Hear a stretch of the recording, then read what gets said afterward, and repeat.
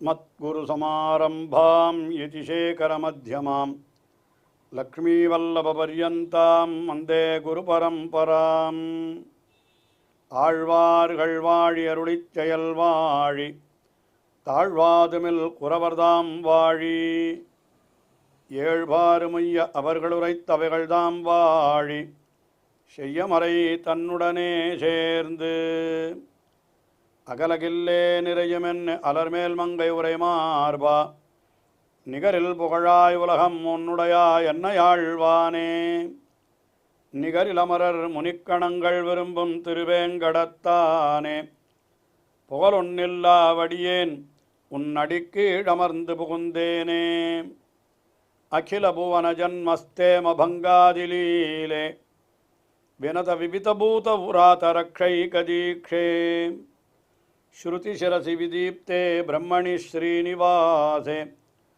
பவது மம பரஸ்மின் ஷேமுழி பக்திரூபா ஸ்ரீமான் வெங்கடநாதார்ய கவிதார்க்கிககேசரி வேதாந்தாச்சார்யவர்யோ மே சந்நிதத்தாம் சதா ஹிருதி. சரணாகதி நெறி என்பது ஸ்ரீவைஷ்ணவ சம்பிரதாயத்திலே மிக முக்கியமானதாக சொல்லப்படுகிறது. அந்த சரணாகதி நெறியினுடைய தத்துவங்கள் பல பல உள்ளன. ஆகையினாலே அவற்றையெல்லாம் விரிவாக தெரிவிப்பதற்காகவே பல பல ஸ்தோத்திரங்களை அருளி செய்திருக்கிறார் வேதாந்த தேசிகன். அதிலே மிக முக்கியமான ஸ்தோத்திரமாக பார்க்கப்படுவது ஞாச விம்சதி என்கின்ற ஒரு ஸ்தோத்திரம். ஞாசம் என்றாலே சரணாகதி என்பதுதான் பொருள். விம்சதி என்றால் 20. ஆக ஞாசத்தை பற்றி 20 ஸ்லோகங்களை கொண்ட ஒரு ஸ்தோத்திரமாகையினாலே இதற்கு ஞாச விம்சதி என்றே பெயராக அமைந்திருக்கிறது. அதில் சரணாகதியினுடைய தத்துவங்களை எல்லாம் பலவாறு தெரிவித்தவர். இப்பொழுது 17வது ஸ்லோகம். இந்த 17வது ஸ்லோகத்தில் என்ன தெரிவிக்கிறார் என்னால், சித்தோபாயம் சாத்தியோபாயம் என்று 2 விஷயங்களை பற்றி தெரிவிக்கின்றார். அதாவது உபாயம் என்கிறதே ஒன்று சாத்தியம், இனிமேல் செய்யப்படுவதாக இருக்கும். இன்னொன்று சித்தம் என்னால் ஏற்கனவே சித்தம் தயாராக இருக்கிறது என்று சொல்லுகிறார்களே, அதுபோலத்தான். இதை பற்றி நான் ஏற்கனவே கூட சில உதாரணங்களை சொல்லி இருக்கிறேன். அதாவது சாத்தியம் என்னால் இனிமேல் நாம முயற்சி செய்து நம்முடைய ஒரு பிரயத்தனத்தினாலே முயற்சி செய்து ஒரு காரியத்தை சாதித்து கொள்வது, அதற்குத்தான் சாத்தியோபாயம் என்று பெயர். தான் உதாரணம் சொல்லுகிற பொழுது இப்படி சொன்னேன். ஒரு சட்டை, ஒருவன் புதிதாக ஒரு சட்டை அணிந்து கொள்ள வேணும் என்று நினைக்கிறான் என்றால் அதற்காக அவன் என்ன செய்கிறான், ஒரு கடைக்கு போய் ஒரு துணியை வாங்கி அதை தையல்காரனிடத்தில் கொடுத்து அதை தைத்து கொடுக்கும்படி சொல்லி என்று இப்படியெல்லாம் செய்தால் அதற்கு பல பல காரியங்களை செய்ய வேண்டி இருக்கிறது.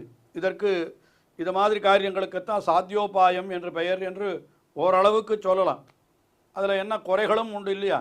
நான் வாங்குகின்ற துணி அளவு சரியாக இருக்க வேண்டும். அது தையற்காரர் போன பொழுது இது போராதுன்னு சொல்லிட்டாருன்னா கஷ்டமாயிடும். சரி, அவர் தைத்து கொடுக்குற பொழுதும் அது அளவு சரியாக தைக்க வேண்டும். அதுவும் ஒரே அன்னைக்கு கொடுக்க மாட்டார், 4 நாள் கழித்து வா, 1 வாரம் கழித்து வா என்று சொல்லுவார். அதனால் கால விளம்பமும் ஆகிறது. அதே போல் அவர் கொடுத்து தைத்து கொடுத்த பிற்பாடும் அது சரியாக இருக்கிறதா இல்லையா என்கிற விசாரங்களெல்லாம் இருக்கிறது. ஆனால் இது மாதிரி இருந்தால் இதுக்கு சாத்தியம்னு பேர். ஆனால் அப்படி என்றைக்கே சில இடங்களிலே என்ன பண்ணுகிறார்கள், ஆயத்த ஆடைகள் என்றே விற்கிறார்கள். அதாவது ரெடிமேட் என்று விற்கிறார்கள். அங்கே போகிற பொழுது எந்த விசாரமும் இல்லை, நேரே போகிறோம், அதை வாங்கி அங்கேயே அணிந்து கொண்டு வந்து விடுகிறோம். அங்கேயே கூட அணிந்து கொண்டு விடலாம். அதுக்கு எந்த விதமான குறையும் கிடையாது. நம்முடைய அளவு சரியாக இருக்கிறதா இல்லையா என்று அங்கேயே பார்த்து விடலாம், உடனே கிடைக்கிறது என்று இப்படியெல்லாம் பார்க்கிறோம். ஆக இது சித்தம். சித்தம் என்னால் ஆயத்தமாகவே இருக்கிறது என்று பொருள். ஆக சாத்தியம் என்னால் இனிமேல் அது சாதிக்கப்படுவது பல முயற்சிகளாலே. ஆக இந்த வித்தியாசங்கள் இருக்கிறதோ இல்லையோ, அது மாதிரி உபாயங்களிலேயும் கூட சாத்தியோபாயம் சித்தோபாயம் என்ற வித்தியாசம் உண்டு என்று சொல்லி, அது மற்ற உபாயங்கள் பக்தி முதலான உபாயங்களெல்லாம் சாத்தியோபாயங்கள், எம்பெருமான் சித்தோபாயம், நேராக அவனையே பற்றிவிட்டால் நமக்கு உடனே பலன் கிடைத்து விடுகிறது என்று அந்த விஷயத்தைத்தான் இந்த 17வது ஸ்லோகத்திலே தெரிவிக்கிறார்.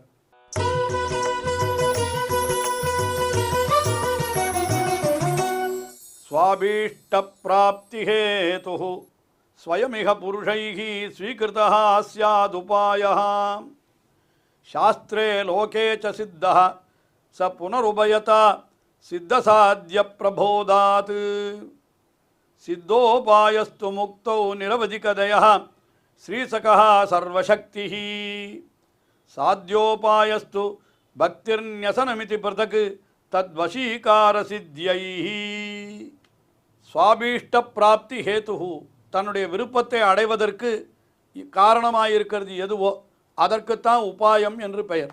ஸ்வயமிக புருஷைஹி ஸ்வீகிருத ஸ்யாத் உபாயா தன்னுடைய விருப்பத்தை ஒருவன் அடைவதற்கு எது ஒன்றை பற்றுகிறானோ அதற்குத்தான் உபாயம் என்று பெயர். நாம் ஒரு பொருளை அடைய வேண்டும் என்று நினைத்தால் என்ன செய்தால் அந்த பொருள் கிடைக்குமோ அந்த செய்கைக்கு உபாயம் என்று பெயர்.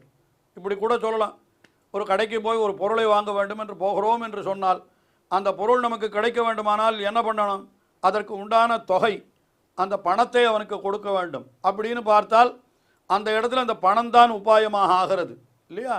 அதுபோலத்தான் எல்லாமே ஒரு பொருளை அடைவதற்கு எதை கொண்டு அந்த பொருளை அடைகிறோமோ அதற்கு உபாயம் என்று பெயர். அதைத்தான் முதல்ல சொல்கிறார். சுவாபீஷ்ட பிராப்தி ஹேத்துஹு தான் விரும்புவதை அடைவதற்கு ஹேத்து காரணமாக இருக்கிறது எதுவோ அது ஸ்வீகிருத்த சியாத் அது எதை ஸ்வீகாரம் பண்ணுகிறானோ எதை செய்கிறானோ அதற்கு உபாயா என்று பெயர். இது சாஸ்திரே லோகே ச சித்தா இது சாஸ்திரத்திலையும் இப்படித்தான் உலகத்திலையும் இப்படித்தான். உலகத்திலையும் இதே தான் சொல்லப்படுகிறது. அதுக்கு மேலே ச புனருபயதா சித்த சாத்திய பிரபோதாத் அந்த உபாயமும் கூட சில இடங்களிலே சித்தோபாயம் என்று இருக்கும், சில விஷயங்களிலே அது சாத்தியோபாயமாயும் இருக்கும். சித்தம் என்னால் அது தயாராகவே இருக்கிறது, ரெடியாகவே இருக்கிறதுன்னு சொல்கிறோமே, ரெடிமேட் என்று அப்படியே இருக்கிறது.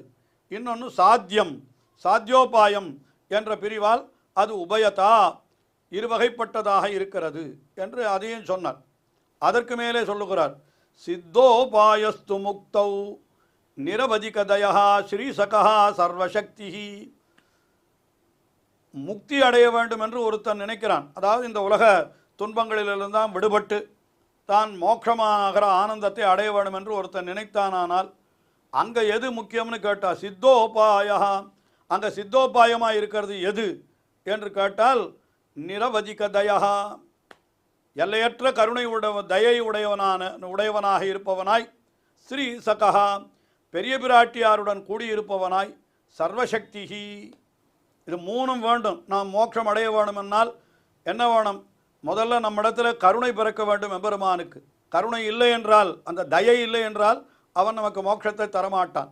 அதனால் நிரவதிகதயா கருணை இருந்தாலும் கூட நம்முடைய பாபங்களை பார்த்தால் அவனுக்கு இன்னும் கோபம் அதிகமாகும். இவ்வளவு பாபங்களை செய்துவிட்டு திடீரென்று வந்து மோட்சத்தை கொடுன்னு கேட்டால் எப்படி கொடுக்கறது என்று சொன்னாலும் சொல்லுவன். அப்பொழுது பெரிய பிராட்டியார் பக்கத்தில் இருந்தால் அவள் புருஷகாரம் பண்ணுவள். அதனால் ஸ்ரீ சகா பிராட்டியும் பக்கத்தில் இருக்கணும். மூன்றாவதாக நாம் கேட்கிற பலனை கொடுப்பதற்கு அவனுக்கு சக்தி இருக்க வேண்டுமே. அதனால் சர்வசக்தி இப்படி நிரவதிகமான எல்லையற்ற கருணையை உடையவனாய், பெரிய பிராட்டியாருடன் கூடியவனாய், நாம் கேட்பதையெல்லாம் கொடுப்பதற்கு சக்தி உடையவனாய் இருக்கக்கூடிய அந்த எம்பெருமான் இருக்கிறானே அவன்தான் சித்தோபாயம். அவனை பற்றிவிட்டால் போகிறோம், நாம் எந்த காரியத்தையும் செய்ய வேண்டியதில்லை.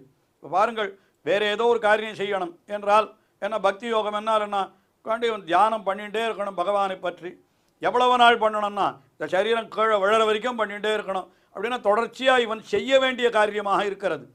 ஆனால் எம்பெருமானை பற்றினால் இவ்வளவு காரியங்கள் எதுவுமே கிடையாது. நேர பற்றுதலை தவிர வேறு எதுவுமே கிடையாது. பற்றினால் அவன் எப்பொழுது நாம் மோட்சம் வேணும்னு கேட்கிறோமோ அப்பொழுது நமக்கு அவன் மோட்சத்தை கொடுத்து விடுகிறபடினாலே அவன் சித்தோபாயம் என்று சொல்கிற. சித்தோபாயஸ்து முக்தௌ நிரவதிகதயா ஸ்ரீசகா சர்வசக்தி இப்படி இருக்கிற எம்பெருமான் தான் சித்தோபாயம்.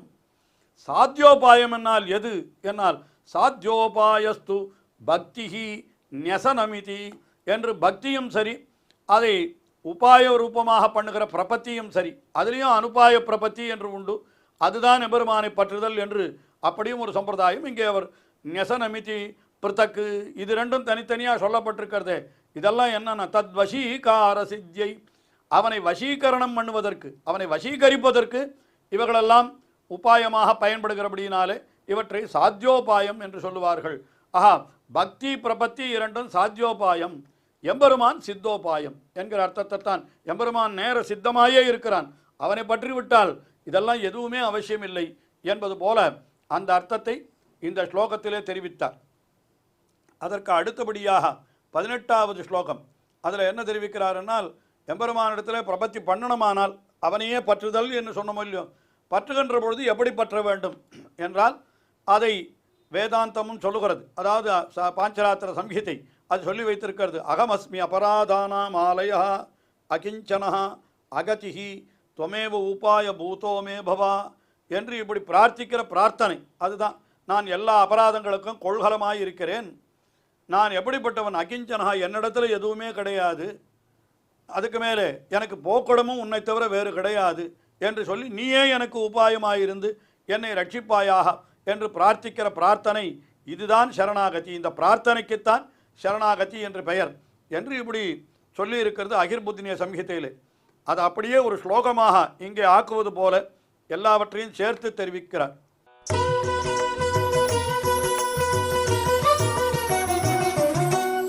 அத்யந்த அகிஞ்சனோகம் த்வதபசரணதைஹ சன்னிவృத்தோத்யநாதா त्वत्सेवैकान्तदीस्यां त्वमसि चरणमिति अद्यवस्यामि गाढं त्वं मे गोपयिता स्यात् त्वयि निहितपरोऽस्मि एवमित्यर्पितात्मा यस्मै न्यस्तभारः सकृदत तु सदा न प्रयस्येत् तदर्थम्.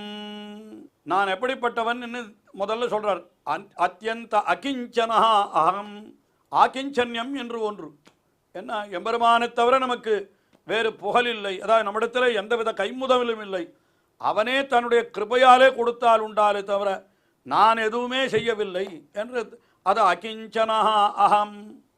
அதுக்கு மேல் ஆனால் என்ன பண்ணி இருக்கிறேன்னு கேட்டால் துவத அபச்சரணதா, இப்பொழுது நான் என்ன பண்ணி இருக்கிறேன்னா உன்னிடத்தினுடைய அபராத செய்கைகள் அதிலெல்லாம் இருந்து நான் என்ன ஆகிவிட்டேன், அபச்சரணதா சன்னிவிருத்தா அத்ய, அபச்சார செய்களெல்லாம் இப்போ செய்யறதில்லைன்னு விட்டுட்டேன், இனிமேல் கிடையாது. இதெல்லாம் ஆனுகூல்யசிய சங்கல்பா பிராத்திகூல்யசிய வர்ஜனம் என்று சொல்கிறதெல்லாம் இவனுக்கு தன்னிடையே வந்து சேருகிறதான். அதை சொல்கிறார்.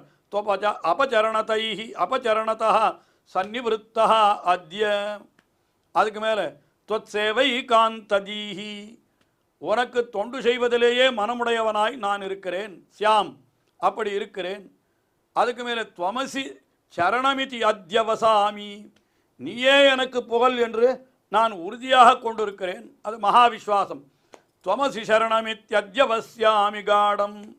அதற்கு மேலே துவம்மே கோபயிதா ஸ்யாத், நீயே எனக்கு ரட்சகனாக ஆக வேணும் என்று அந்த கோப்துருத்துவ வரணம் அதை பிரார்த்திப்பதும் இவனுக்கு அமைகிறது என்று.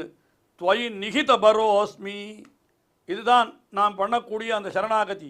என்னுடைய பாரம் அனைத்தையும் உன்னிடத்திலேயே சமர்ப்பித்து விட்டேன், நீயே என்னை ரட்சிக்க வேண்டும், என்னுடைய பொறுப்புகள் அத்தனையும் உன்னிடத்திலே ஒப்படைத்து விட்டேன், என்னை ரட்சிக்க வேண்டியது உன்னுடைய பொறுப்பு என்று. ஏவம் அத்தியர்ப்பிதா ஆத்மா, இப்படி எம்பெருமானுடைய திருவடிகளிலே நாம் நம்மை அணைப்பதற்கிறது.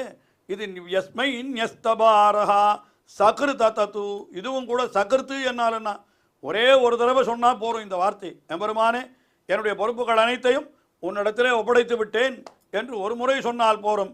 அதற்கு பிறகு நப்ரயஸ்யேத் ததர்த்தம் சதா, வேறு எப்பொழுதும் அதற்காக வேறு எந்த முயற்சியும் செய்ய வேண்டிய அவசியமே இல்லை. ஒரு தடவை எம்பெருமானிடத்தில் நான் என்னை உன்னிடத்தில் சமர்ப்பித்து விட்டேன், நீயே என்னை ரட்சித்தருள வேண்டும் என்று அவனை பிரார்த்தித்து கொண்டு விட்டால் அதற்கு பிறகு நாம் அதற்காக அந்த நம்முடைய ரட்சணத்திற்காக நாம் எதுவுமே செய்ய வேண்டியதில்லை. இதுதான் உண்மையான சரணாகதி என்பதாக வேதாந்த தேசிகன் தம்முடைய அபிப்பிராயத்தை இந்த ஸ்லோகத்தில் மிக அற்புதமாக தெரிவித்திருக்கிறார். இன்னும் அனுபவிக்க வேண்டிய விஷயங்கள் உண்டு, தொடர்ந்து அனுபவிப்போம். ஸ்ரீயக்காந்தாய கல்யாண நிதயே நிதயேர்த்தினாம் ஸ்ரீவேங்கட நிவாசாய ஸ்ரீனிவாசாய மங்களம். ஸ்ரீமத் சுந்தர ஜாமாதிர் முனிமான் சவாசினே சர்வலோக நிவாசாய ஸ்ரீனிவாசாய மங்களம்.